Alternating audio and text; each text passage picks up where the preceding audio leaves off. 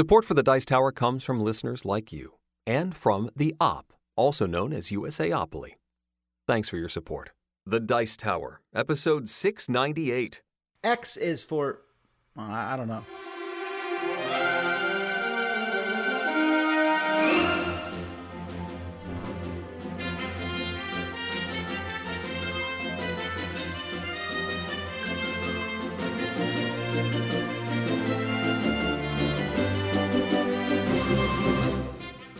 Welcome to the Dice Tower, a podcast about board games and card games, and especially the people who play them.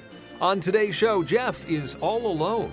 We answer some questions from the mailbag and present a new Tale of Boardgaming Horror. Then, X marks the spot with our top 10 games that start with the letter X. I'm Eric Summerer, and joining me now, the Charles Xavier of board gaming, Tom Vassell. I don't know if I want to be Charles Xavier. He seems kind of jerky. I don't know. I'm a big fan of Marvel, but he's one of my least favorite characters. Huh. I mean, I like Patrick Stewart, so... You can't superimpose an actor's likability onto the character. It's basically Captain Picard. No, it's not. Basically. No. Even in that... And besides, Patrick Stewart has now played him less than half the time, I believe. Yeah. I mean, I don't really pay attention to the other ones. I like it when Patrick Stewart is on the TV. You're so weird. Well, what have you, folks. Welcome to the Dice Tower. I'm Tom Vassell. Hi there. I'm Eric Summerer. Yeah, so it is February, and I know that it's cold all over. Oh, boy. Except, I guess, down in the southern hemisphere where it is summer. So, hello down there. And I guess it's warm down there. But it is a brutal winter up north for the most part. That's what I'm hearing. It's a brutal winter in a lot of places. That's what I'm saying, up in north, in the north all over. I'm saying the northern hemisphere. Oh, yes. Brutal winter. Yes. End of winter is in sight, hopefully. Sure, at some point. Well, either way. The good news is you've already been staying inside all the time anyway, right? So... It's true, but eventually I have to leave the house to clear the driveway. Otherwise, I can't leave. We're on a hill, so that's why you have children, sir.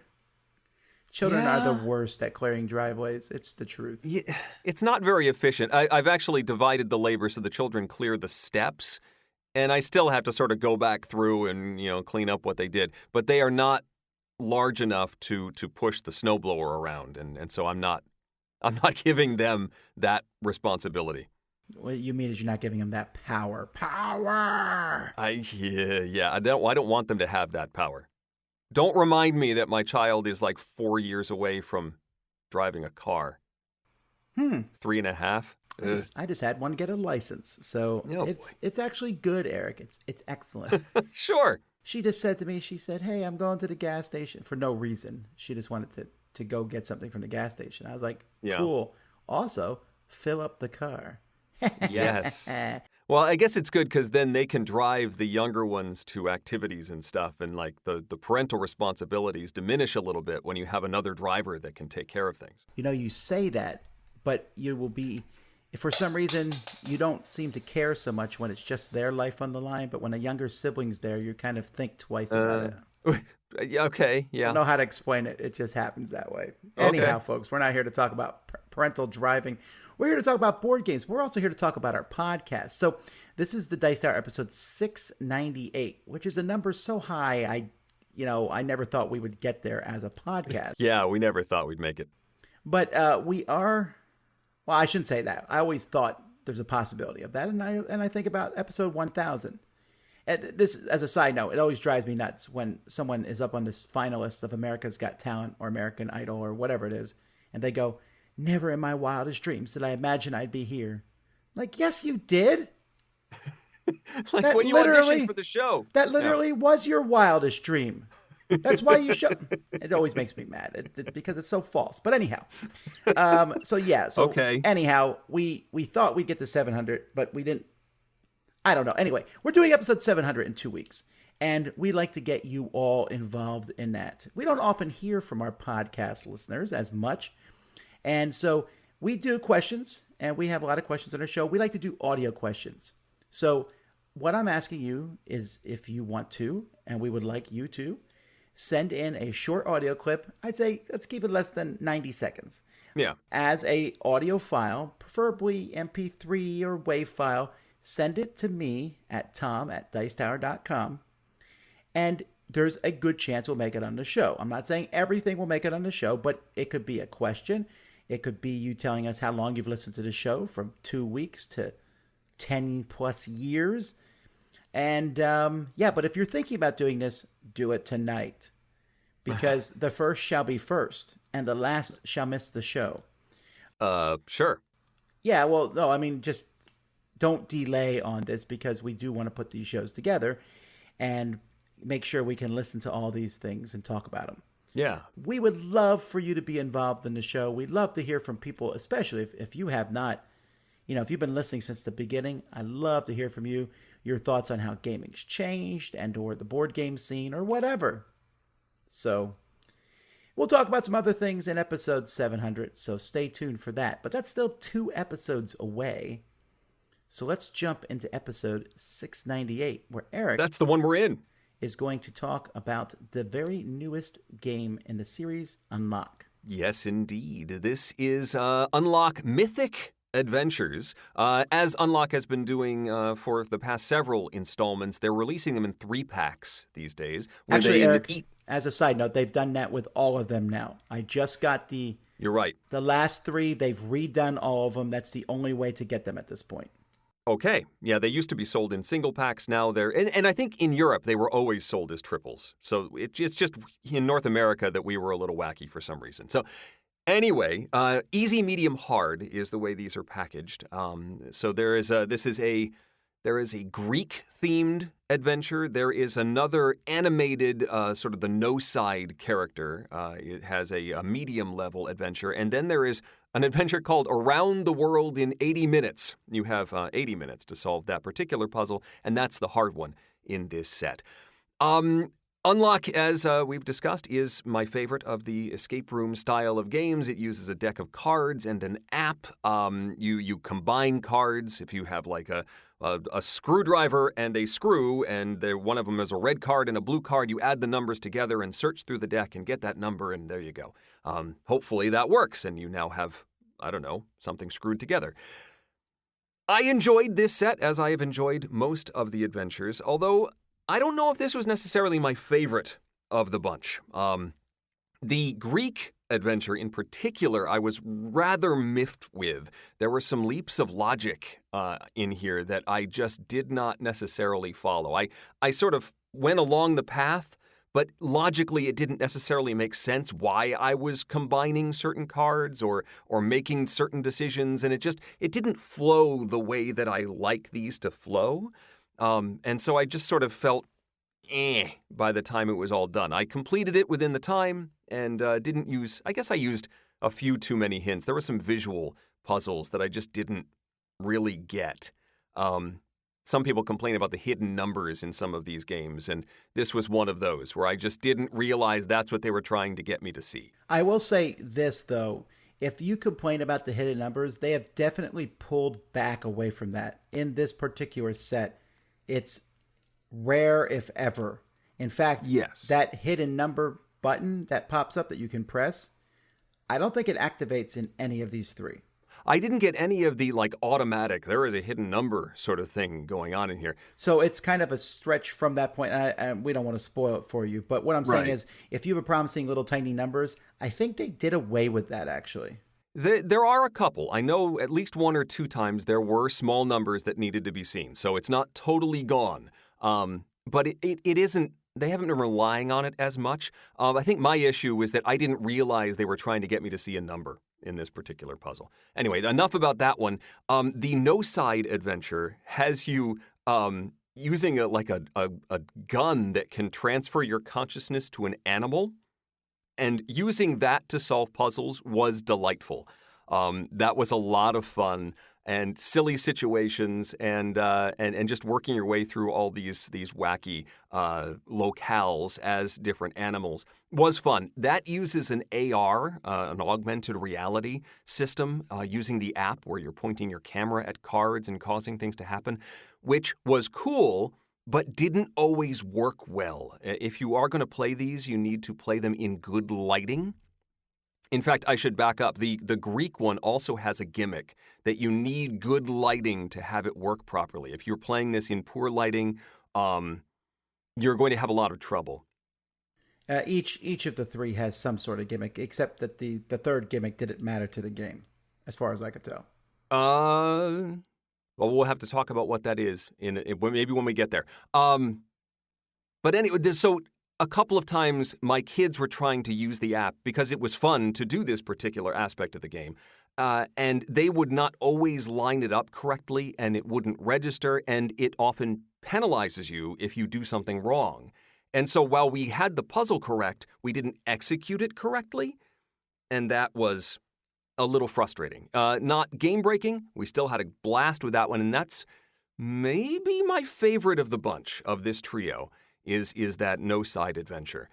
And then the Around the World in Any Minutes was really good, and the difficult puzzles are often challenging. There is often a logical leap you have to make. It can be tough to complete them in the time allotted, and I did not finish this third one in the time allotted. But I was moving along at a pretty good clip until I got lost in the ocean, and then couldn't figure out that puzzle was particularly difficult. Yes, and I was a little frustrated because what I was doing was not what the game wanted me to do, and that happens in some of these where you think you know what they're trying to get you to do, and you're just not executing it the way that they intend. And then this is something I like. They started this in the Star Wars set, and it's the case in the Mythic Adventures as well. There is a full walkthrough booklet inside the adventure. So not only do you have the hints that the app will give you, if you are totally stuck, you can actually walk through the logic of how the puzzles work. And that I really like, because I want to know how you were supposed to solve these puzzles. And later on, this Lost in the Ocean puzzle, when I saw how they had done it, I said, oh, that is not the way I thought that was supposed to work at all. But also, it was a fun adventure. I like the flow of this. It's got travel. I like the ones that have a map and some sort of extra elements, more than just the deck, to work my way through. So I guess the ranking is the No Side, the cartoon adventure, the Around the World in 80 Minutes, and then the Greek one, which I was not a huge fan of. So interestingly enough, I'm a little opposite of you here. Really? Well, first of all, I agree with the No Side. In fact, if you are listening to this and you want to jump into the Unlock series, if it has a clown on it, a No Side, there's 3 of these adventures now. That's a good one to start with for anybody. They're silly, they're goofy, but you don't get distracted by too much other stuff. This one was definitely gimmicky, and while I agree with Eric, there was one thing in particular that you had to do. I need to use a hint because I think this is the answer, but it's not clear. I looked at the hint and I was like, oh, that's definitely the answer, but I had problem pressing the app on the right spot type situation. Yep, but here's the thing. I really ran into that issue in Around the World in 80 Minutes. Yes. There was one puzzle in particular that I solved, but I also am pretty sure I lost 10 minutes on it by pressing it in the wrong thing. I was a little annoyed about that. Yeah. And then there were a couple of those, actually. There was some difficult puzzles. There was this little mini game they had you play, which I'm still not sure what it had to do with anything.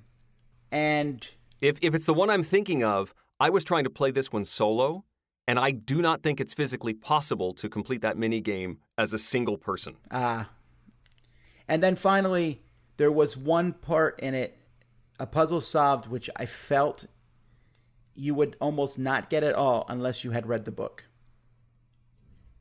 Now, that being said, I love the Greek one. It's one of my favorites.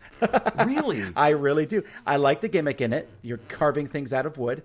I thought that was fun. There was one puzzle that I found extremely delightful, the solution to it, which I can't even hint towards without spoiling it. Right, we're going to have to talk about this after. And I almost did nothing to solve this one. I kind of just sat back and let the kids did almost the whole thing by themselves. Not to mention, it really looked like they had correspondence to that Phoenix game that's out on the Switch and everything. It has a very similar vibe to that. So. Oh, okay.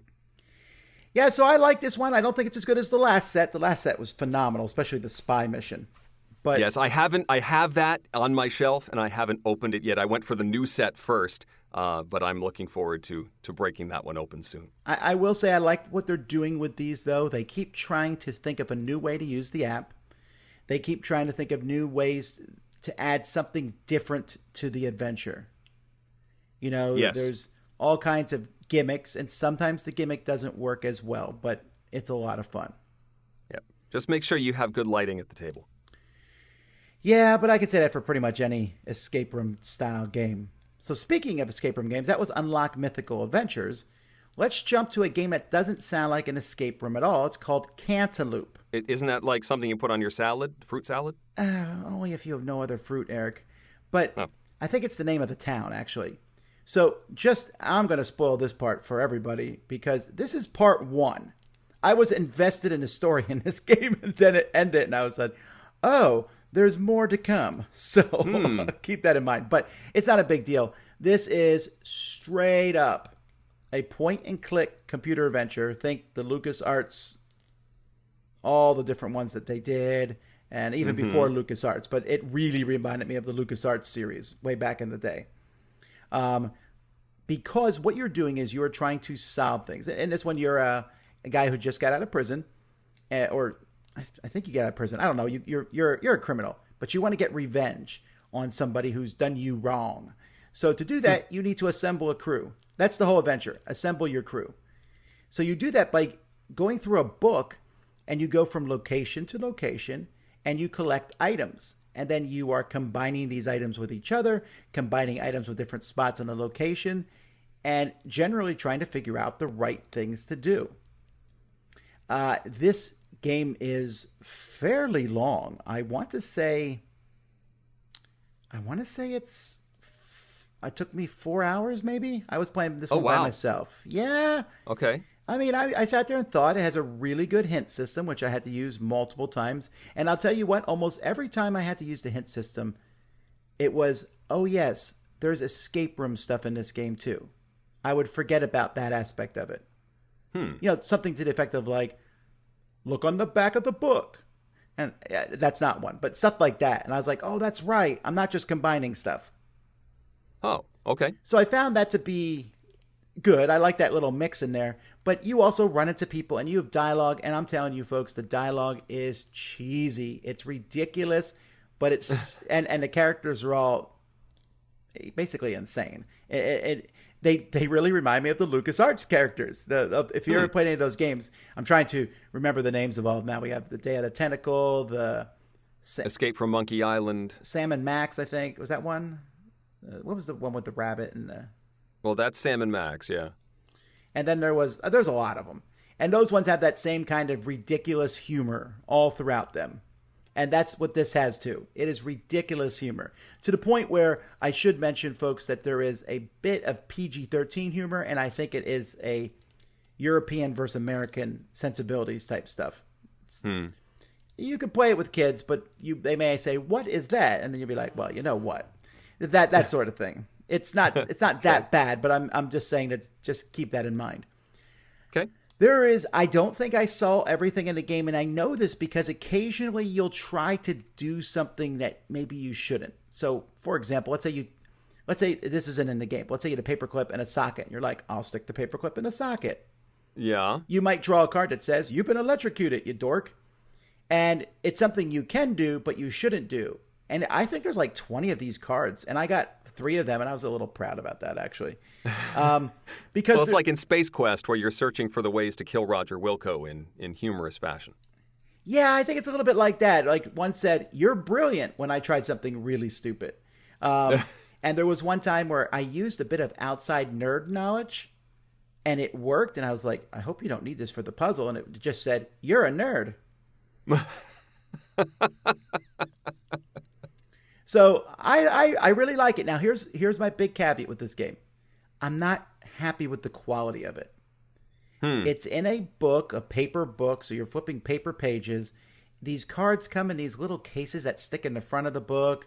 there's like a fold-out map and some other things that you're checking around, and whew, it's really beat up. And I played it, and just flipping around, I thought I'm just a little concerned that multiple players are going to really beat this up. And some people might complain and say, why not just play a computer version of this? Well, first of all, you can play this with other people, but it really does do that. So whenever you go to a location, there's this big grid that goes from 1A to J10, I think. And when you do various things, it will tell you to cross off something. That way the game knows you did something or have something. So I might, for example, if I walk in a room and there's a shotgun, again, I'm just making this stuff up, a shotgun there, and I pick up the shotgun, it will say cross off 5B. If I go back to that location later, this shotgun is gone. Gotcha. I like that a lot. It's really clean. The system works. The way you do all the clues is you use that little, I call it the Captain Crunch red eye piece, but I don't know what it is actually. The thing where there's text that's in red and blue. The red lens technology, yeah. Yeah, although it feels so old, I'm not sure it's technology at this point. It's just funny. Yes. When I was a kid, I used it for the $1 million Captain Crunch contest or whatever it was. I remember that. It was very exciting. Okay, yeah. So it uses that, and I thought I would hate that, but it actually worked pretty well. I was pretty. The whole system works very smoothly, and it was good. I made a lot of good decisions. There were certainly some challenges at points. I would get to things and go, I don't know where I'm going, and then I would go through the clues, and I go, oh, okay, and it would give me a hint first, and I almost always got it from the hint. So okay. I was pretty happy with that. So anyway, that's Cantaloop. It's a lot of fun. And Eric, knowing your love of that style, the point and click and things, this is like a must buy for you. Well, thank you for the recommendation. Unfortunately, Suzanne beat you to it. She posted pictures of this on Twitter, and I immediately went and ordered a copy. So, yeah, it's on the way. It isn't here yet. I'm a little disappointed to hear about the quality concerns that you have. Well, you'll make it through your first game, but I'm thinking putting it in a Dice Tower library, and I'm like, whew, that's going to get beat up. Yeah, you probably couldn't go through and laminate all the pages or something. I thought about it, Eric, but no, you can't. Yeah. Okay. So I know, I don't remember if I've mentioned it here on the podcast, but I know I talked about it on Dice Tower tonight. I've recently joined Board Game Arena as a gaming opportunity, and like 2 weeks after I joined, it got purchased by Asmodee. Coincidence? I think not. I don't know how that would be connected. But anyway, I joined Board Game Arena. Right. And one of the games that I've enjoyed and played that I hadn't had a chance to play in real life yet is Via Magica. This is Paolo Mori, and it's a re-theming of a game called Rise of Augustus, which I have not played Rise of Augustus, so I can't make any comparison. And I also have only played the digital version of this, and not so I can't talk about component quality or anything like that. But Via Magica is sort of a bingo-style game. You are trying to complete cards that represent various magical creatures, and each one needs a certain number of magical ingredients, like water or fire, like there's a ghost essence or like a puff of smoke or something like that. And these ingredients have various frequencies in the draw bag. There's a draw bag with a bunch of tokens, and one player is designated as the drawer, and they will draw out a token. It's fire. There you go. And so if you have a card in front of you that has a fire symbol, you can take one of your tokens, your gems, you only have 7 of these, and put it on a fire symbol. If, however, you've run out of tokens, you can take a token from a card that you already have something on and move it to the fire symbol if you would like.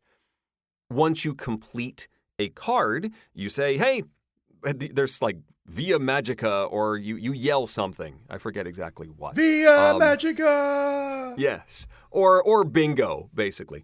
You say, I've completed this, and you will score points or get some sort of ability or trigger stuff. And you'll choose another card to then work on in future turns. There is also sort of goals in the center of the table that all the players can go for. If these cards come in different suits. There's 4 different suits. And so if you get 3 of a particular suit before everybody else, you can claim one of these cards and it's extra points. There's also sort of this game of chicken track of these rewards. So the first player to get 2 completed cards can take this tiny little 2-point reward.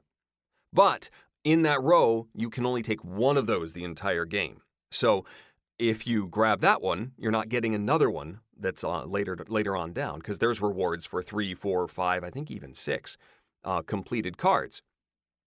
But there's only one of each of the cards. So if I wait until, I'm going for the 5 or the 6, but 2 players get there before me, but I already have 4 things in front of me, I can't claim the 4 anymore. Like, you only get one chance. When you reach the goal, you can claim the card, but if you don't, you are leaving that one behind. You can no longer claim that card. And it's this weird game of chicken where, do I think I'm going to get to the goal I want first, or do I want to play it safe and take the one I know I can get right now? And that's kind of a cool aspect. I like the game. It is very straightforward, pretty simple. This mechanism is used in a game that came out a couple years ago called Ecos First Continent. Same thing with the draw bag, you're pulling things out and filling in cards. But Ecos is a far more complex game. It uses map, it's got all these animals running around the board, and lots more scoring opportunities, and it's a much more complex game that still is built on this mechanism from Rise of Augustus or Via Magica. And I think I like Ecos better. But I would certainly bring out Via Magica with just about anybody, and this certainly plays a lot faster than Ecos does. So I'm still enjoying Via Magica. I will play it again, and would be happy to teach it to anybody. Via Magica, thumbs up.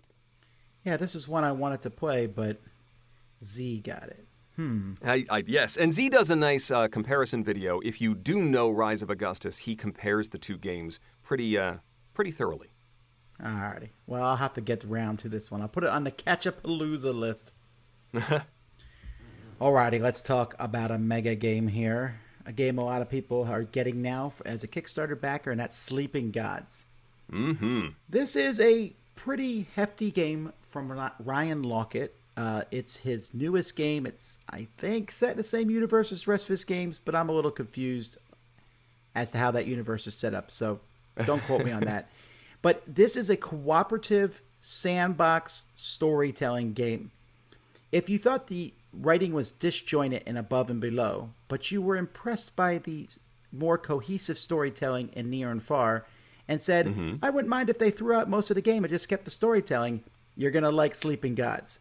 Oh, good. This is, don't get me wrong, there's still a lot of mechanisms in this game, and that's one of my small complaints about it. But the game itself is a huge sandbox-style game in which you can kind of do whatever you want. So you are a bunch of people, and in fact, there are 9 different characters you control. All that kind of got warped over from our modern world into this fantasy world. And you're on a ship, and you're trying to go around figuring out how to get back home. You will control these 9 characters, whether you play 1 player or 5. I don't know how many it goes up to, actually. I've been playing it. We've been playing a 2-player version of it. I mean, well, it's sort of 3-player. My kids each are controlling 4 characters each. Everyone can use the captain character, and I'm just kind of reading the story and helping with the rules and stuff. So essentially, I'm playing the game too. I also played another 3-player version of this where I controlled 1/3 of the characters. But realize if you're going to play this solo, you're controlling 9 different characters. Each of these characters has special abilities, has different things they're good at. And so each round of the game is, it says on the box, it's 1 to 20 hours long. Here's the deal. I don't know where they're getting this 1 hour from. I want to say it's like 13 hours long. That's like, it's 10 to 14 hours long, because you are going to play through 3 sessions, and each session has 18 event cards that you go through. And when you're done with that, you read a paragraph of the book, something happens, and then you reset that. And that's also a good spot to pause the game, I feel. Okay. But it's like 3+ hours, each of those sessions. So each round, you're going to pick an action on the ship that gives you some command tokens, does something with your ship. Then you have an event happen that you have to deal with, that they go from bad to horrible. And then you have a few actions you can take on your turn. You can sail the ship around. And you sail in this map book. And if you sail off one page, you sail onto another page. And the different spots in the maps have numbers, and you'll read these numbers. And many times you'll go to an island and it says, hey, do you have a card that has the keyword seagull? No, I don't have that card. Okay, then read this, this, and this. And we'll sit there and go, okay, remember that. And you have this paper map and you write seagull there. And later on, you might find a card that has seagull and you're like, oh, let's go back. Let's go back there. So me and my daughters are almost done playing through a full game of this, which is... Okay. It is about, I want to say maybe 12, 13 hours, like I said, of playing through this. There is totems you need to find. These are special magical items that will help get you home somehow. There's a list of these totems that you can check off as you find them. There's 75 totems. Whoa. Okay. We have 3. Okay. We also can look at all the different maps that are possible. We've been mostly on 3 maps. We have not seen everything on those maps. This game is immense. The writing is excellent. There is so much. The game is not that complex, though. But there is some things, the mechanisms will sometimes get in the way of the story. The story is fantastic. The story is great. Combat is tough and hard. All right.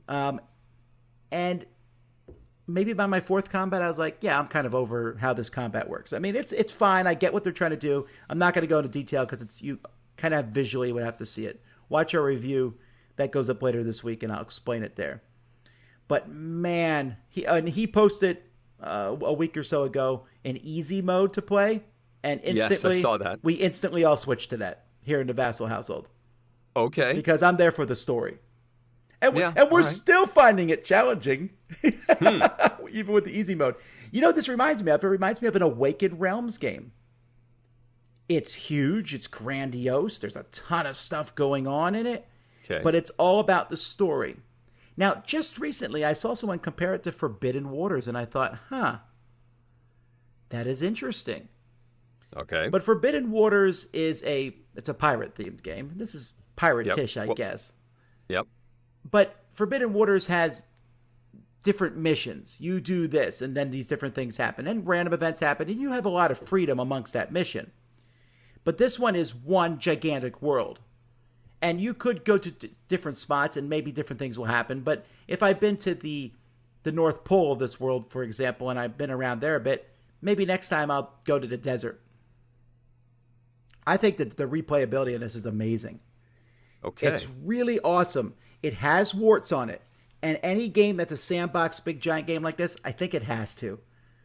I mean, I've yet to find one that I felt was like perfect. This might replace Seventh Continent for me. Okay. I don't know. I like the storytelling a lot. It's really well written. Both of the Lockett's and a guest writer, and I forget her name, wrote the stories. And they're well done. There's different races of creatures that I'm getting to understand them. And there's like little ecosystems of some sort throughout the world. Different cities, when you go to them, I'll remember, that's the city where there's an auction house. That's the city where this is at. I really like it. So my kids have been enjoying it. You know, when we sit there, they're really involved. They want to see where the story goes next. They're enjoying the decisions they make. You get to make some very meaningful choices. You know, You may have to pick between 2 factions and you're not quite sure which one to pick between. Or you may do something that you think is not maybe the best decision, but it gets you a little bit of money along the way. Okay. So, Sleeping Gods, there's a whole lot more to talk about with this, I'm sure. But I would not be surprised if Eric plays this at some point. I backed it. I have received it and have opened it up and then had to do something else. So I've flipped through the first couple pages of the rules. I know there is a tutorial that basically says open this first and just sort of go through it. And I opened that and flipped through one page and then I had to go do something else. Yeah, so that's as far as I've I'm gotten. not 100% convinced in that tutorial. That tutorial shows you a little bit of the game, but I looked through it a little bit. I was taught the game by somebody else, and then I went through and re-taught myself because I want to know how good the rule book is, and I was pretty happy with the main rule book. Okay. But I would say this. You backed it, so you got the expansion, right? I did get the expansion. Yeah, you could just throw all that mess in. It doesn't really matter. You're gonna go. Okay. You're gonna go around to all these spots in the maps anyway. So all it does is it makes the map bigger, adds more spots, more things. So whatever. You just happen to sail a little farther to the west, and now there's another map there. So it doesn't really matter. Okay. If that makes sense. It's not like, ooh, let's play this and we'll have the expansion in later. You could throw the expansion in. You might not go to those maps, but it doesn't. It just makes the world a little bigger. Okay. It doesn't add any new mechanisms at all. It adds these dungeons, but you don't have to. You can ignore the dungeons that are across the world. Ignore the dungeons? Well, we did not. Okay. We went and found one and went through it. Almost died. So just to let you know, they're not exactly safe. Yeah, in that same post where Ryan Lockett is telling you about the easy mode, he also offers some tips. And I know he said don't try and go too far too fast. Maybe stick around the home zone and get stronger first before you... Well, here's the deal. He didn't write that tip when we started playing. So we were like, let's go as far and fast as we can. But this is a problem I have with any one of these type of games. When I play any open world game, so Skyrim or whatever, and I'll be like, I'm going to just run as far as I can. And the game's like, hey, maybe you want to hang out here. I'm like, nah, I'm going to go really far. I'm going to try to run past really hard enemies. And then I get that awesome sword that no one else gets that this early in the game. And I'll die 75 times. But I keep saving my game and trying again. So that's a Tom Vassell problem. Yeah. Okay, makes sense. That's Sleeping Gods we're talking about. Recommend it. Very quickly, one more game from me this time is another one I've played on Board Game Arena. In fact, this one isn't available in North America yet. It's from Tiki Studios, Tiki Creations. I forget what the second word in Tiki is. The game is called Lucky Numbers. It's from Michael Schacht, and it is a very simple grid-based numbers game. You've got a 4x4 grid and number tiles from 1 to 20, and there is one set for each player. So if it's a 3-player game, there will be 3 20s, 3 19s, etc. And you mix all these together, and at the beginning of the game, you will draw 4 of them and put them in order on a diagonal across your board, from the upper left down to the lower right, and your object is to get all 16 tiles onto your board in some sort of order that is sequential from the upper left across. All those rows across must go up. They don't have to go from one to another, like 1, 2, 3, 4, but they must go in ascending order, and they must also go in ascending order down the columns. Rows and columns must ascend. So it would be really great if you had a 1 in the upper left and a 20 in the lower right, and then built around them, but that's not always the case. On your turn, you will draw one of the tiles and place it on your board somewhere, as long as you're following those rules of placement. If you don't follow those rules, you can't place it in that space. You may also replace one of the tiles that you have on the board, but that tile that you just replaced now goes on the table, and other players can now take that. So it's kind of that Lost Cities thing where you are, do I want to get rid of this number knowing that Tom can use it? I won't. Or is it okay for me to get rid of this because I know Tom can't? You jerk. And in fact, if I know no one else at the table can use it, maybe I can get it back on my next turn, which is going to let me put it where I want it. So there's certainly, this is very light. There's a lot of luck in the draw. You could theoretically just draw the right tile every single time and just place it right on your board and win the game. But that's not likely to happen. And those decisions in the late game are kind of cool as you try and figure out what is going on. Again, super light, but this is another one that I would give to my parents for their board game nights at the senior center or at the library, and a nice little filler game, and one I'm enjoying on Board Game Arena as well. Lucky Numbers from Michael Schacht. Alrighty, well that was a lot of gaming talk, folks. We better get hopping here. Let's get hopping and play some more things on our own. 3,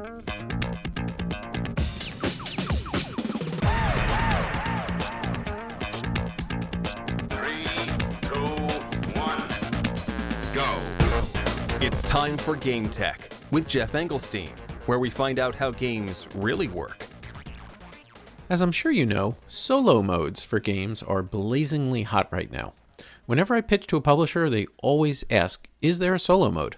Which is a little frustrating when you're pitching a negotiation or trading game. It's also a little disorienting, as 5 years ago, if I tried to pitch a game that was only for 2 players, I'd most likely be shown the door. But now, gaming for one is having a moment in the sun. Now, I like to break solo games into 3 styles. In the first, you are trying to overcome various obstacles that the game throws at you, but the game is not playing by the same rules as you are. Games like this feel like puzzles, often, as each turn you need to solve the situation that the game presents you with. The solo system is not trying to emulate a human player in any way. I like to use the video game term player versus environment, or PvE, for these types of games. Now, one of the earlier examples in a board game is the wargame B-17 Queen of the Skies. In this game, you control a bomber crew attempting a series of raids over Germany during World War II. As you move towards your target, you roll dice to see if you are spotted, and what fighters and AA guns you need to face. The control of these enemies is rudimentary at best. And most solo roll and write games are similarly player versus environment. Some random element presents you with a decision or challenge you need to overcome. A typical key design feature of these games is to either present the player with multiple threats that need to be prioritized, a trick that is very frequently seen in co-ops, or to present gradually narrowing choices to back players into a corner. Gone Shown Clever is a great example of this technique, as was 1983 Take It Easy. Your classic card solitaire games like Klondike and Pyramid also fall into this category. Now, sometimes solo modes are designed to feel like you are playing against an opponent. Now, I call these player versus player, or PvP. In a true PvP game, the artificial opponent has to follow the same rules as you, and its decisions are guided by some type of rule or system. One of the early pioneers of this idea was the Coin series of games, originated by Volko Ruhnke. Coin stands for counterinsurgency, and this series emulates a wide range of historical situations ranging from the U.S. presence in Afghanistan to the Gallic uprisings against Rome. Now, one of the key elements of these games is the extreme asymmetry of the different sides and how their interests overlap in interesting ways. For example, in the Afghanistan incarnation of the Coin series, the 4 sides are the Afghan government, the U.S. Army, Afghan warlords, and the Taliban. Each has special actions they can perform, gain victory in different ways, and support or push back against the other factions in different ways at different times. Everything is highly interconnected. This makes having 4 players really, really important. Removing one of the factions makes the entire structure break down. You can't give one player 2 factions or leave one out. The game just won't work. Now, requiring exactly 4 players makes the game a lot less marketable for the publisher. So, the designer developed a way for faction to play itself through an AI of sorts, called a bot. These bots are basically flowcharts. You work your way through a series of questions that ask about the current situation and ultimately determine what the bot will do. There was a separate bot for each faction, and for the most part, it follows the same rules as the player. Now, these bots were so popular that players started doing something that the publisher never expected. Just having the bots play all 4 sides and play, and I'm doing air quotes for play here, play the game that way. Players just enjoyed seeing history unfold, and it also turned out to be a very useful teaching tool, as you could work through a game on your own and get some idea of what good strategies look like. The coin game bots became so popular that they have spread into other simulation games as well to allow for solo play. Perhaps the most ambitious is the Erasmus bot, which was created for the game Empire of the Sun, a full simulation of the Second World War in the Pacific. Empire of the Sun is a complex card-driven hex encounter wargame featuring naval, air, and ground units, supply, submarines, weather, intelligence, politics, and more. It seems like an insurmountable task to create a system of flowcharts that can play an effective game. And yet, somehow, the Erasmus bot succeeds. It uses a series of nested flowcharts to guide the bot. At first, you use a flowchart to select an overall strategy. Then each strategy has a separate chart listing priority targets. Once targets are selected, there is another flowchart to select which units will participate in the operations, and so on, until you get to a point where pieces actually move on the map and battles are resolved. The bot is 12 pages of charts and is something to behold. It is freely available to download on BoardGameGeek on the Empire of the Sun page, and I highly recommend that you check it out. So was this effort worth it? Or is the complexity a step too far, particularly for a game that was released in 2005? In talking with designer Mark Herman, he has told me that since the Erasmus bot was released a few years ago, sales of Empire of the Sun have seen a strong resurgence and the community is growing by leaps and bounds. Having the ability to play solo against the bot, either for learning or for a challenge for the experienced player, definitely has paid dividends. Now in the next Game Tech, I'm going to take a deep dive into the other branch of PvP solo gaming, the Automa system, and how it took a completely different but equally valid approach to creating a cardboard opponent. This is Geoff Engelstein with Game Tech. Support for the Dice Tower comes from the Op, presenting Marvel Smash Up. Get ready to smash together two of your favorite things, Smash Up and Marvel. Marvel Smash Up is available now, the first officially licensed Smash Up game. The Op and AEG have partnered to bring the world of Marvel to the shuffle-building game of total awesomeness. Mix and match different decks of heroes and villains. Choose from 8 different factions, 4 hero and 4 villain, including the Ultimates, Hydra, the Avengers, Masters of Evil, S.H.I.E.L.D., the Kree, Spider-Verse, and the Sinister Six. Find familiar Marvel characters to build out your drafting deck in this first ever licensed Smash-Up game featuring Marvel. It's designed to play with different Smash-Up expansions. What combo will you choose? Marvel Smash-Up is available now at theop.games or your local game store today. And now, another tale of board gaming horror. Oh my, that's horrific. Gather round, children.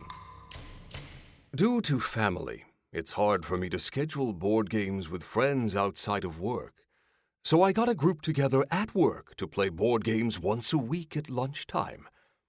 After a few months of this, I unveiled my master plan to play Pandemic Legacy Season 1. This was a significant undertaking because we are a very analytical group, so each game usually takes a really long time. And of course, Pandemic Legacy requires a serious, long-term commitment. But we were all excited and decided to go for it. Due to down weeks when we couldn't play for one reason or another, and some games that took 2 play sessions to complete, it took us around 6 months of real time to play through the entire season. But we finally made it to the end and achieved the highest scoring level as well. It was an enormously fun experience, but what an undertaking. When the dust cleared, I looked around the room and asked if folks wanted to play Season 2, or if we wanted to take a break for a while and do other games. Everybody was gung-ho, so the next week we started Season 2. Season 2 was going very well, at least for the first 5 games. Then one day we had a site-wide meeting at work. Upper management announced that the site would be closing, and everyone would be out of a job.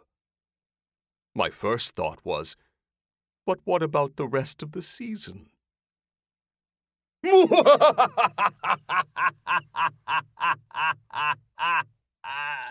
This seems mean.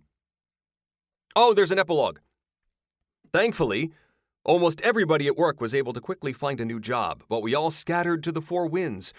Oh, that's still sad. Fortunately, I've been able to get most of the same group together to play further games in Season 2, but it's been really tough to schedule. We're now 2/3 of the way through the season. Will we be able to make it to the end? Oh, this was from 2019? We don't know? I found this one in the vaults, Eric. For some reason, I was like, I'm going to let Eric read this and see if he realizes if this is in the coronavirus or not. This is Well, I was wondering. This is before the coronavirus. This is before all this one happened. And he's like, will we make it to the end? And then 2020 happened. So it is a tale of horror. Wow. It's a cliffhanger tale of horror.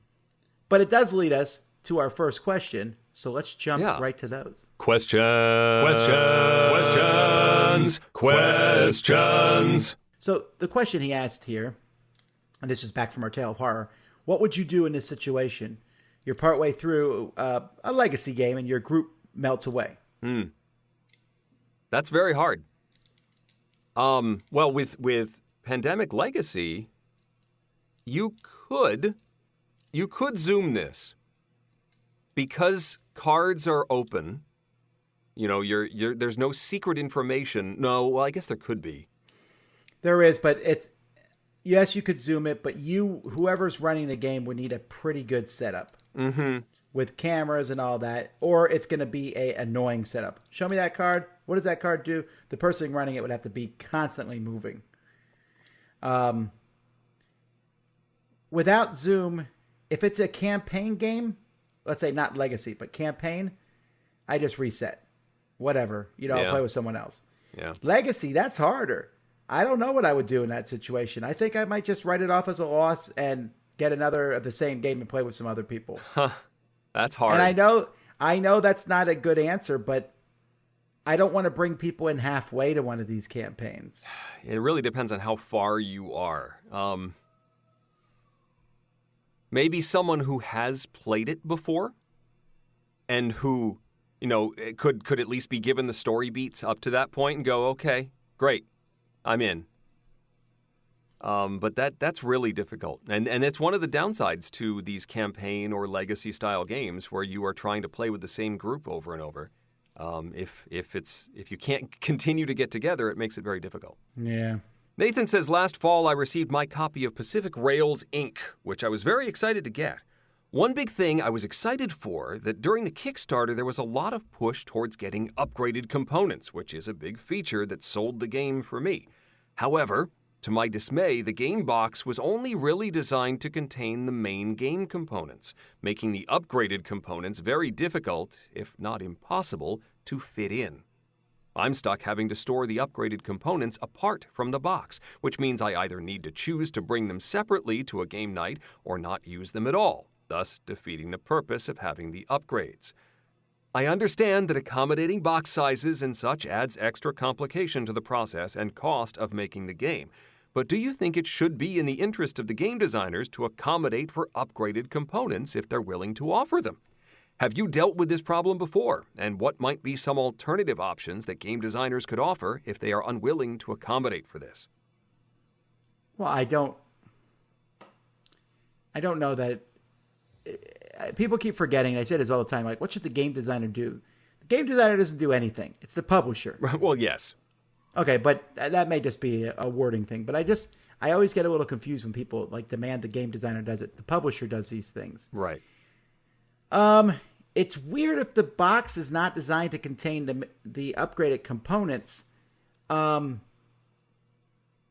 the alternative is also not terribly good when the box has a bunch of empty space that if you did not get the deluxe version is empty space. Okay, but I think there's a middle ground here, Eric. I personally prefer them to have two versions, the Kickstarter deluxe version and the non-Kickstarter version. But then you're making two versions of the same game. Well, yeah, then just don't do that. Make one version. But if you must have the deluxe components and they don't fit in the box, then you need to make the box so that it just barely fits the deluxe stuff, but still fits the original one. Yeah. If they're super deluxe, though, if there's a huge difference, then I think you got to make two boxes. I was complaining about this today, and I won't mention the game, but I was putting a game away, and I was like, I am tired of playing Tetris every time I put these games away. Yeah. Because I have to figure out how to put all the pieces in this box so that the lid closes flat. This happens to me all the time. And don't even get me started on a rant about how boxes keep getting bigger and bigger and bigger. Remember when we thought that those Fantasy Flight, we call them coffin boxes, yep. Twilight Imperium, we thought they were so big They're not anymore, are they? They're really not. They're not the biggest games around, and a game that's really simple is getting huge boxes now. I don't know how people are keeping all this stuff on the shelf. Anyway. Yeah. I better pull back from the rant. Okay. So, all right, we put this question off last time, but we're going to do it today. Are you ready? Okay. So this is from Andrea.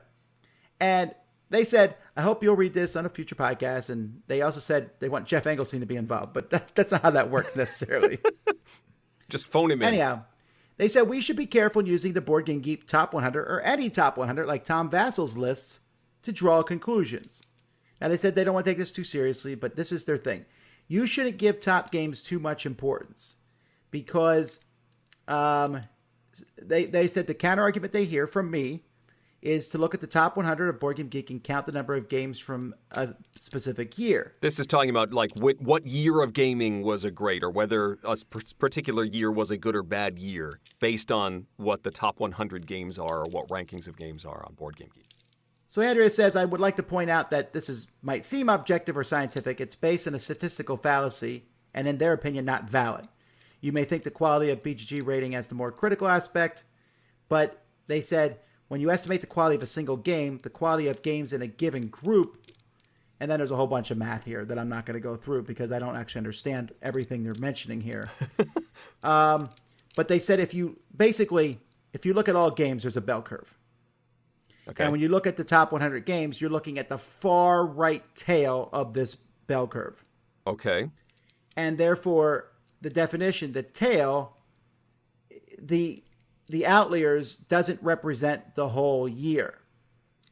And so they think that, they said since we have so much power, they should release such measurements for each year.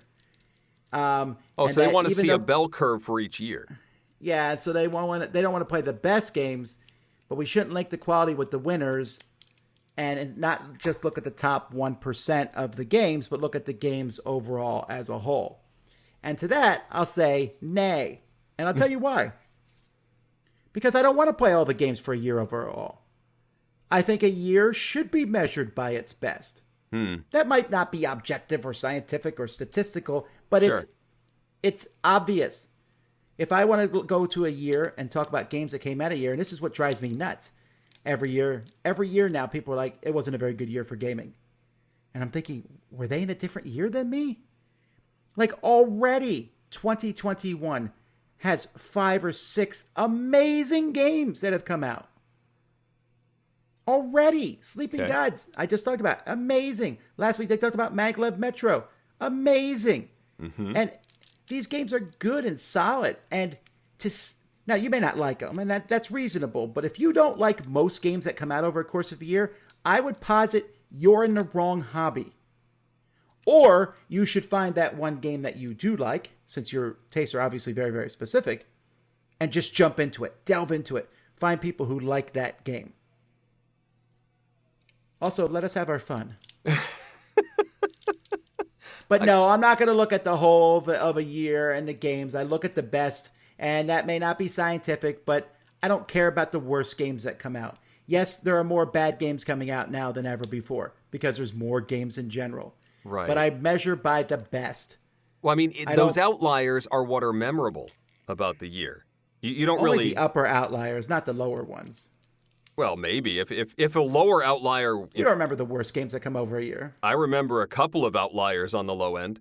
But no, like when we're looking back 5-10 years back, it is those upper outliers that are the ones that are going to be memorable and make us remember a particular year fondly.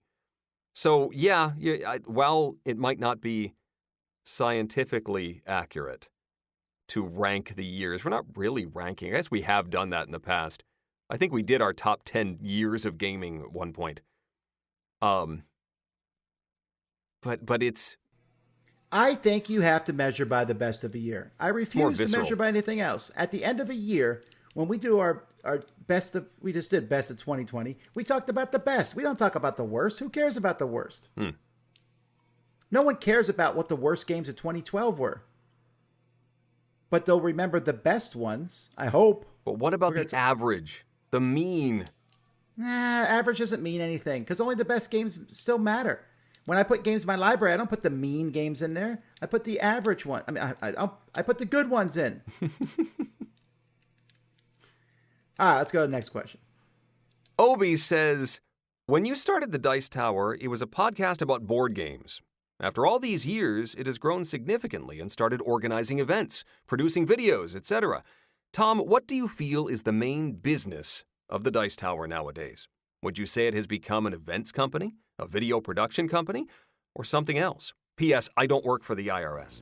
Yeah, thank you. I don't think I'm not lying to the IRS either. Okay, so first of all, let me dissuade you all. I would like to be an events company to some degree, but a little thing called the coronavirus has absolutely devastated that. If you missed it just yesterday on our video channel, and I guess I should have mentioned at the beginning of this show, we have canceled Dice Tower East for 2022. 21. Not 22. No, 2021. 22 is still on. Okay. So go online and you can find out the information about that. If you haven't got an email us at Sharon@dicetower.com. She's the convention director of Dice Tower East, and she'll get you the information about that. Not great. That's 2 years in a row. Yeah. We already canceled Dice Tower West. We canceled Dice Tower Cruise. We canceled the retreat last year. Now we're hoping to have the retreat this year, and then we're hoping that we'll have everything after that. And it's looking like that's reasonable. More positive than it used to, yes. But when you cancel all that stuff, folks, you lose a good deal of money. We're not making any money from our events now. In fact, we're losing money on them. So that's that. So then the other two, it's kind of weird because everything's kind of mixed together. But Sure. we're definitely a video production company. Now, you say, well, wait, I'm listening to the podcast. Yeah. And an audio production company. And we appreciate that, but it's mostly video. The audio, in fact, this is why I recommend if you are saying, I don't know if I want to send a segment in for episode 700, do it. Because this is the one thing I get the least feedback on is the audio show. I know instantly when people watch my videos, their opinion of my opinions. They tell me quite loudly to my face. Well, there's no immediate feedback for a particular episode. I guess we have the show notes in the Dice Tower Guild. We do. You can go to the Dice Tower forums on Board Game Geek, or you can go to Facebook and post in our Dice Tower group and post there. And I encourage you to do that because it does make me feel like the podcast, I can see it's being downloaded, but we have a whole lot less interaction with people. But it's harder to immediately interact. However you, gentle listener, are listening to this right now, you cannot immediately say, all right, I'm going to send a note to Tom and Eric right now. There's no comments under the podcast. Sure, you might be in, and you also might be in your car, and so that doesn't help either. So there's that extra hurdle of, well, I need to think to send an email or post something in the forum later on, and that's so we don't hear as much now. That being said, podcasting has definitely gotten a little smaller over the years in favor of YouTubing in general, amongst lots of things. Yeah, my kids don't want to be a podcaster; they want to be YouTubers. So the definitely, I can see the numbers and the millions. We get 30 million views a year on our YouTube videos, and we get not 30 million downloads of our podcast. That would be cool, though. Really? Oh. I'm not even sure we get 1 million a year, but I have to work out the numbers. It doesn't seem likely. It would be closer to 300 to 400,000, but I don't know. But anyway, they all everything fits together. It's all part of the same brand, but that's what I would say is our main business. Yeah. Obi has a second question, a bit of an odd one, but have you created your own components for board games? If so, No. how? And can you... so no? Because I was going to say no, too. Wondering, what... I know some people have created, using clay, have made their own families for Agricola. That's a crafting aspect that I just never... My wife, did some modification of components using her stamping supplies and stuff like that, but nothing really crafting your own. I've got a buddy that's made a Lewis and Clark board 3D. I mean, amazing stuff. And that's just not in my skill set. Yeah, don't get me wrong. I bling out every single game I possibly can. I try to make them better every way I can. If I find upgraded pieces, I'm there. but I'm not doing it on my own. Yeah. Last question today is from Mike. Mike says when he plays a game involving resources, during his turn, he'll broadcast his intention to obtain a card. Like, let's say you're going to buy a card in the future. He'll say, I'm going to buy this card in the future. This may not be the optimal choice, but he makes this when everyone else is thinking, and he just happens to be the player pointing it out. He always gets an entertaining response from his friends, especially when they know each other well. Especially, he says, pleasing is when my broadcast received with a counterstatement indicating I'm wrong. Like, that's never going to happen. He's a big fan of self-deprecating humor, and sometimes someone else will take the card before him while giving a nod of superior play, or letting them take the card in the next turn. You know, do they not have the resources to pay for the card, or do they think I'm playing mind games? It makes for a much enriched gaming experience, says Mike, since we're all friends. Okay. He says the problem is he goes to multiple game conventions sometimes, and he plays games with people, and he refrains from doing this because unless a card comes out where the whole table gasps and someone's like, we all want that card. And he's played games where the shut up and play vibe was apparent. And he has no problem, but most of the time he'd rather have the conversation back and forth. Mm-hmm. So is this means to an end on quickly establishing board game friendships? And he can vouch from personal experience that this tactic has paid dividends with all Dice Tower staff I've played games with in the past. And he even mentions one here. One of his favorite moments was playing Le Havre, where not only was the lively conversation between all turns prevalent, that Tom Bassel went out of his way to call over my wife and broadcast my strategy and how I was doomed. Because on your turn, you were going to take all the cows and ruin my plan. Was that like right before you did it, too? I just want you to know I've been having a lovely time playing this game with your husband. He's trying to do this particular thing, but what he doesn't know is that I'm about to ruin it by doing this. See, now normally I wouldn't do that, I think. But I'm with Mike. I'll say I'm going to take something, but sometimes I don't want it at all. Be like, right. No one take that card. But sometimes I'm just making it up. But I will say this. While it has bitten me before, and Mike, this is something that you and I have common. I'll talk up table talk. I'll talk about how I'm going to do something and it doesn't work. And I kind of try to get into the game a little bit, especially with other players, because that does bring camaraderie to about 80% of the game tables I'm at. Yep. 20% of the game tables I do that at, there is deathly silence, and I realize I have crossed some unspoken line and should shut up and play the game. That's how that is, you know. Well, and I mean, that's how some people like to play, and that's fine. And I'm not gonna harsh on their play style, so I just pull back, and I've learned hopefully to get better at that. But when Mike says, honestly, Mike, I remember the game at Le Havre. I don't remember saying that, but if Mike was acting that way in that game, then I'm like, woohoo, I can do it too. That's my response, but not everyone's like that. Yeah, I think, I mean, some groups certainly do not want, they don't want the meta aspect of the conversation of the game to be affecting anything. And I know occasionally if I really, in one of these resource games, if I have just gotten enough resources to get that card in the center, but maybe somebody else could mess that up, I don't want anyone to say anything. Because I am just staring. That's like a scary moment, though, and that's more of a serious game, right? Sure. Also, Eric takes these things really seriously, folks. I've seen it happen. That's what I'm saying. But I think it is different if you are telegraphing your own move. If you're like, well, all right, I'm going for that thing. And then, the fun is, well, is he telling the truth or not? How do we respond to that? As long as it's you, I think that's totally fair game.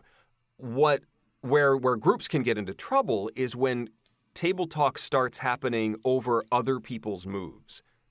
And that's where you can get some of that animosity. Like, if I have just gotten the resources to get that card, and Tom then says, oh, I see you got enough resources to get that card in the middle.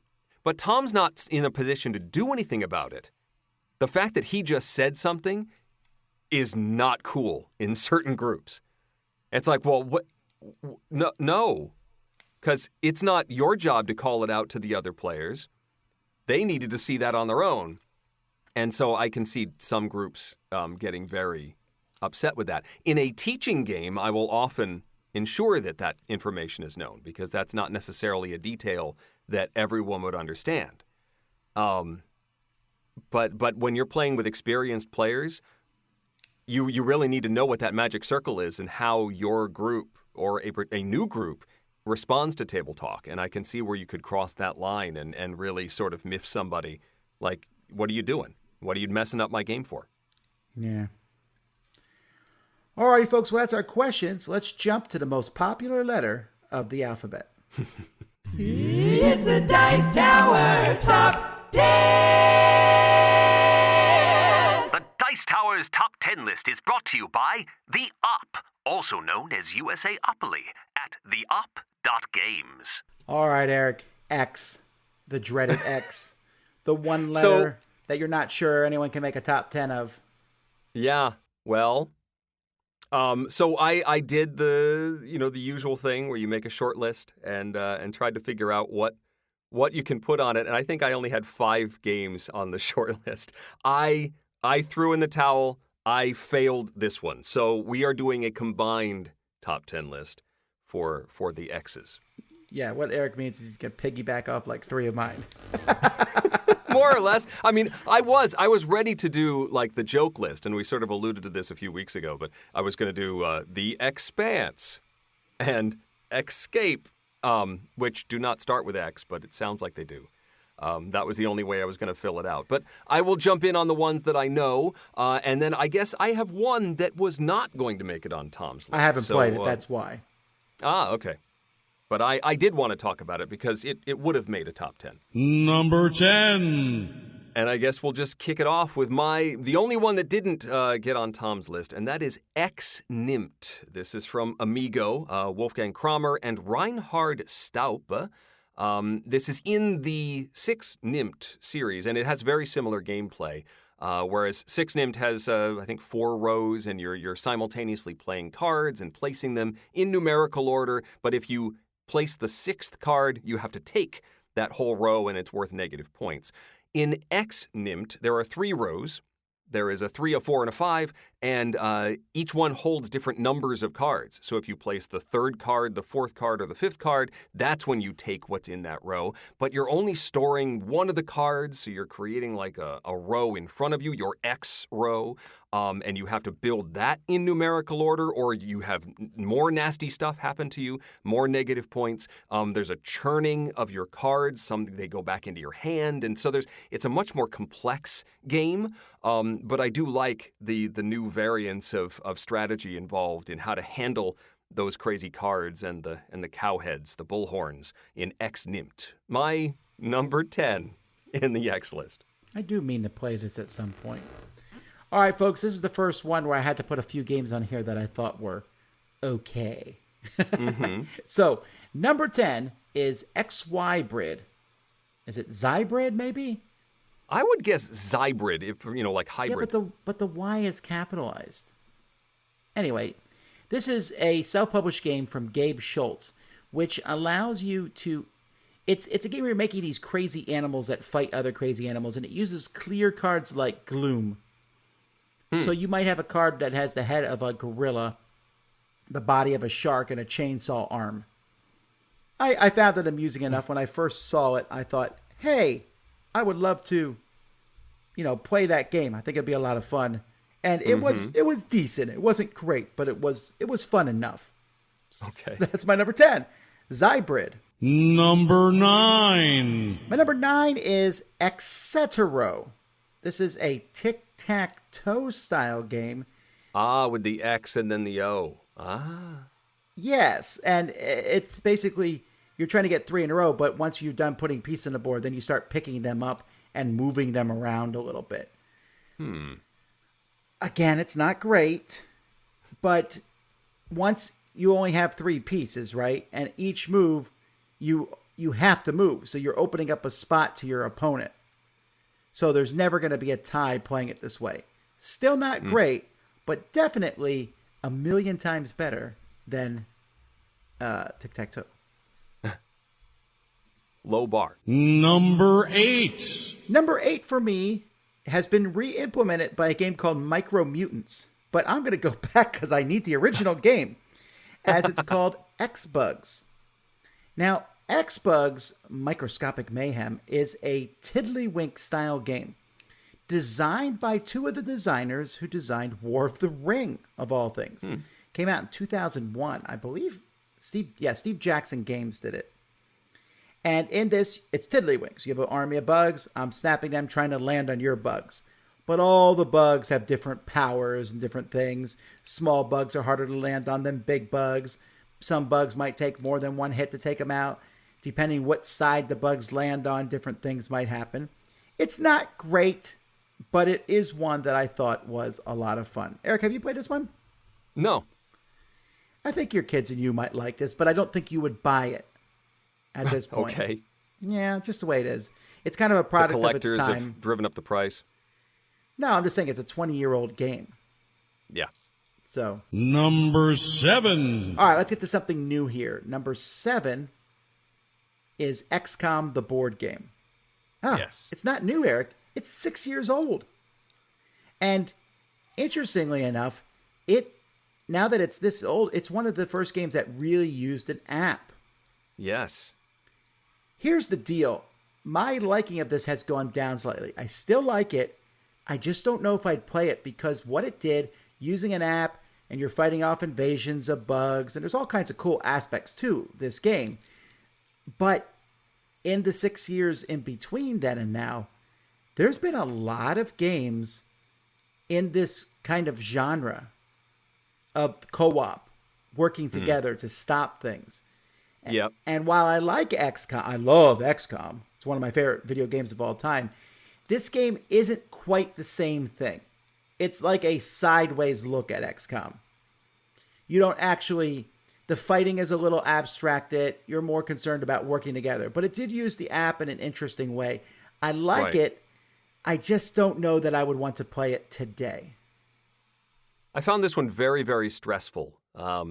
It has sort of that timed planning phase, right? You're dealing with threats in real time and trying to coordinate your resources as more threats show up on the board. And I just, my blood pressure went way up. And I think there's other real-time games that I think I've enjoyed more. Number 6. My number 6 is a game that actually is intriguing to me. It's called Xanadu. Has nothing to do with roller skating. Oh. But it's about, you're trying to build buildings for a con, and you're buying and selling cards. It's a straight card game. It's a small little publication from South America, and I really liked this game. It did not have great components, but this game actually made me consider starting the Dice Tower Essentials line.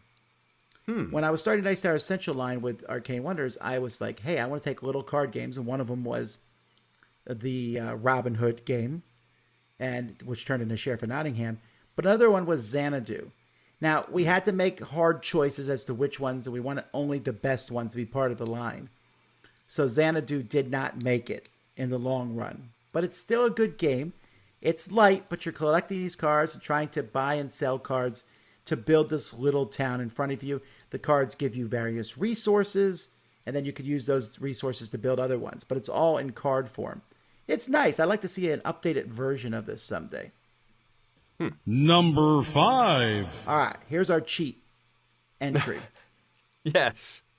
X-Wing Miniatures Games, which... Yeah, but it's Star Wars X-Wing. Yes. And tell me how many people say that. The answer to that is no 0. one says that. Everyone says, I'm playing X-Wing. And hey, would you like to play the Star Wars X-Wing Miniatures game?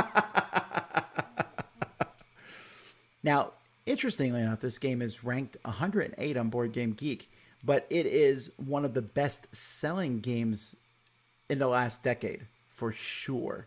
Actually, isn't it weird to think it's almost 10 years old? Wow. So this game really put money into Final Fantasy's coffers. It sold a lot, and it was fun.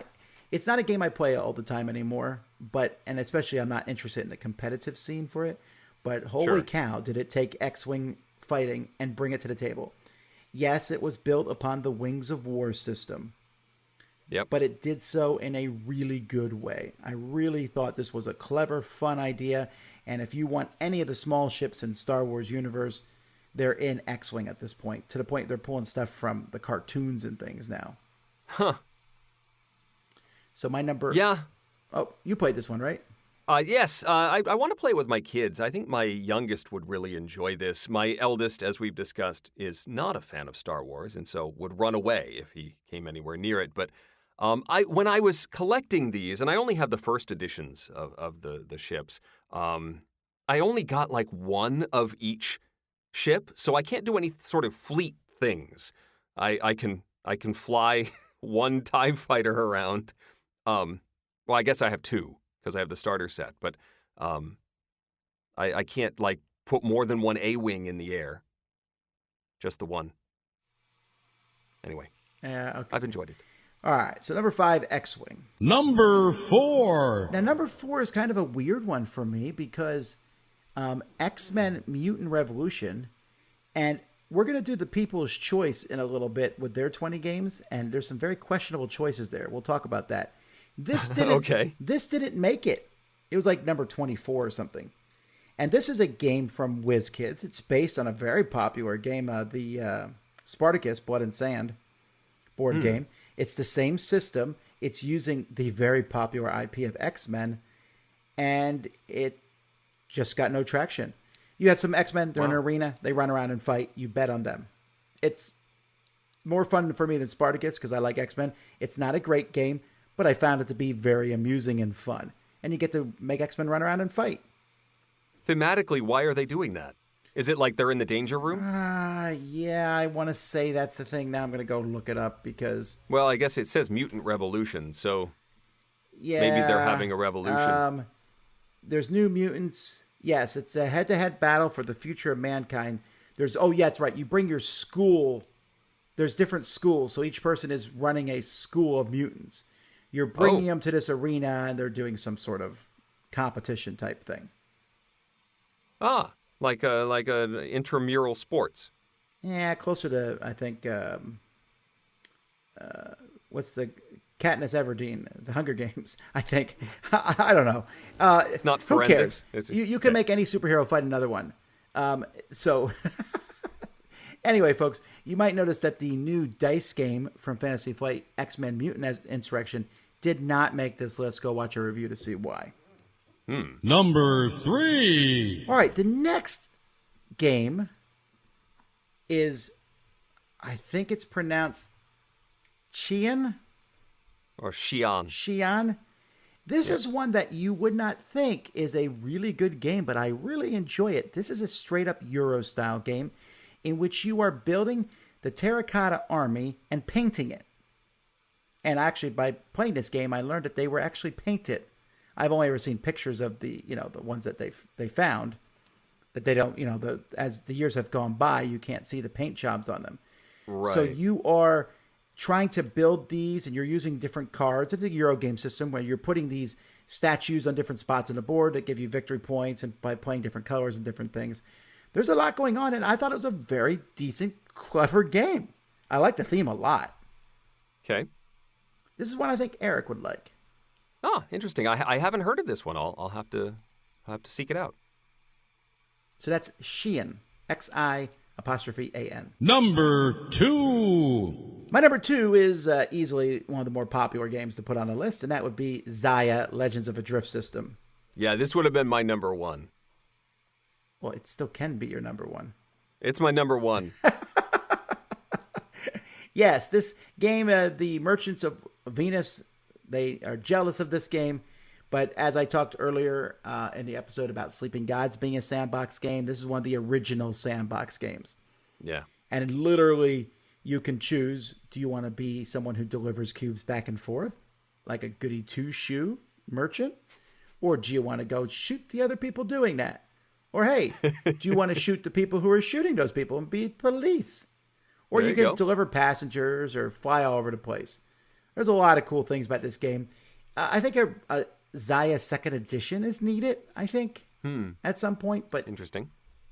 Well, I mean, it's definitely a Kickstarter. I know people love it. And I know the expansion makes a lot of good changes to it. But I think still it could use a bit of shine on it. But it's still a very fun game, Xia. Yes, I love it. I mean, it's not just a pick up and deliver game because there's lots of ways to earn points.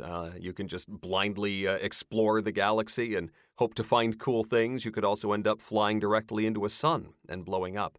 But the customization of your ships is really cool. I love the ship designs, and even from blueprint to blueprint, you can arrange the weapons and engine tiles differently and really create the ship that you want to fly around and do what you want it to do. So yeah, very, very cool. Xaya, Legends of a Drift System. And finally, number 1. And my number 1 X game is the vastly, in my opinion, overlooked game from CMON, Zeno Shift. Now, Zeno Shift is a game in which there's 2 versions, Zeno Shift Onslaught and Zeno Shift Dreadmire. They're essentially the same game, you just have different creatures you're fighting. But you're a bunch of Marines on a planet, and there's aliens, bugs in one, and alien amphibians, or I don't know what they are, in the other one. They're attacking you, and they're just coming in waves and waves, and cooperatively you fight them off in a deck-building style game. I really like it. It is a lot of fun. Both the games can be mixed together, but it just did not seem to take off that well. Michael Chanel is the designer of it, and I think they did a really good job. So that's my favorite Zeno Shift. And that's, all right. And that's Zeno Shift with a Y, by the way, folks. So it's yes. Xenoshyft. All right, so what did the people pick? Because I thought, could they even get to 20 X games? No. All right, so number 20, Xanadu. I was surprised about that on my list. Number 19, X-Bugs. Hey, crossover so far. Number 18, Pickup Sticks. Wait, why? Huh? I don't know, Eric, but maybe it's because the sticks make an X? Well, you know what? No, I don't know, Eric. Is there another name for Pickup Sticks? I'm going to the website now. Pickup Sticks, which came out in 1850. Has 28 alternative names. Let's see if any of them start with an X. Please. One is called XXL Mikado. That can't be right. Maybe there's some that say Pickup Sticks or Pix, PIX. I don't know. I'm not sure. The picture looks kind of like an X. All right, never mind. Okay, number 17, X-Files, the trivia game. Oh, yeah. I think we're stretching a bit there, but hey. Maybe. Number but the next 16, one's even more of a stretch. Exit the game. Yes. I tried that, folks. No. We're not done yet. Number 15, The Search for Planet X. The X is at the end of that. You can't. All right. Then number 14 is a game, I spelled it wrong here, but Ex Machina. Oh, Ex Machina? Ex Machina. Well, that's not how you spell Ex Machina, is it? I think it is.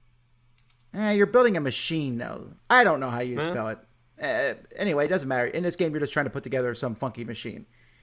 It is a little bit of a take-that style game. It has not aged well, in my opinion. When I played it, I was amused, but that was also almost 20 years ago.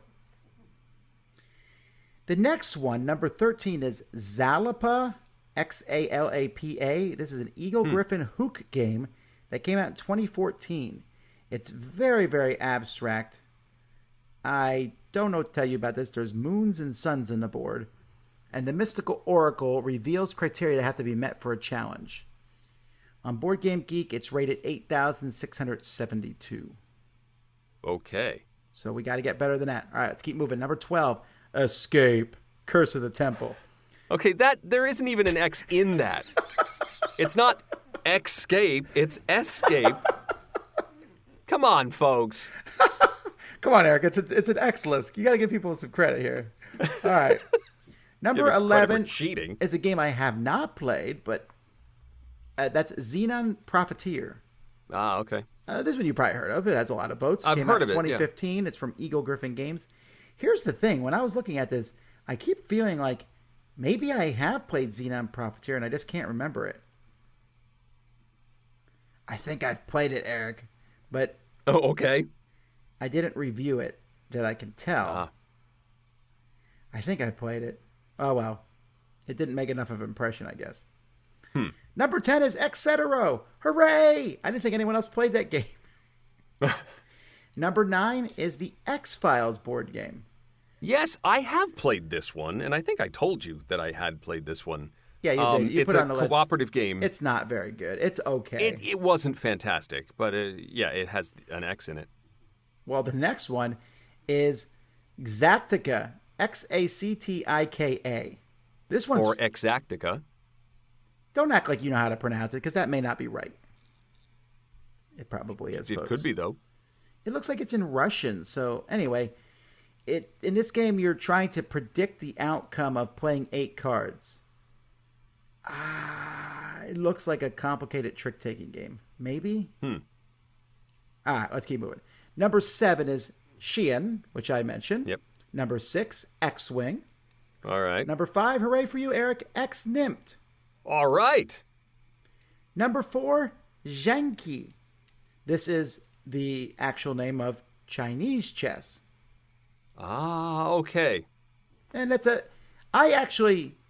I considered putting this on my list. I learned to play this Zhanki back when, do you remember Battle Chess? Yes, I do. All right, so Battle Chess, fun way to play chess. When the pieces killed each other, there was a different animation to the point where I would try to get a pawn to kill a queen just so I could see what that looked like. Just to see what would happen. Yeah. And it was really hard to get all the killing a king animations. Mm-hmm. Like, you need to checkmate the king with the bishop. And I was like, oh, man, okay, how do I do that? Yes, that was the whole thing. You had to just come up with weird, convoluted ways to see the different animations. Yeah. So when I bought Battle Chess Deluxe, and this was back in 1995, I think, it came with Star Wars Battle Chess, which was fun, Battle Chess, and then there was a Chinese Battle Chess. And that's how I learned to play. I was like, well, I don't know how this game works. Let's figure it out. There's a piece that doesn't move but shoots other pieces. Some pieces can't cross the river. It was interesting, but I don't know that I love it. But that's cool. So that's number 4, Zhanki. Then number 3, Zeno Shift. I guess people do like it more than I thought if they put it that high. Number 2, XCOM. And number 1, by a mile, Zaya. Yes, indeed. There was no doubt in my mind that I could have told you that without looking. That Zaya and XCOM would be the top 2. Although I still want to argue, I think XCOM makes it in based on the name. Because it's a game I never have seen anyone play since it's come out almost. Yeah, in that first year, and then that was it. Alrighty. Whew. Well, now that we did this, it's all downhill from here, Eric. We got Y's, Z's, and numbers left. Okay. Now, Z's is going to be trickier, but it's not as hard as X's. X is easily the hardest one. Yeah. Yeah, X was certainly, all the others we've managed to put together a stronger list. X is very hard. We need more games that start with X, I guess. More good games that start with X. Thank you. I was just say, always be careful when a game starts with an X. See how many X's there are first before you buy it. That is a good idea, yes. You would like there to be just one, if possible. Yes. Good point. All right. Thank you. Well, that's it for another episode of the Dice Tower, folks. Thanks so much. Keep an eye out. Remember to send in stuff for our episode 700.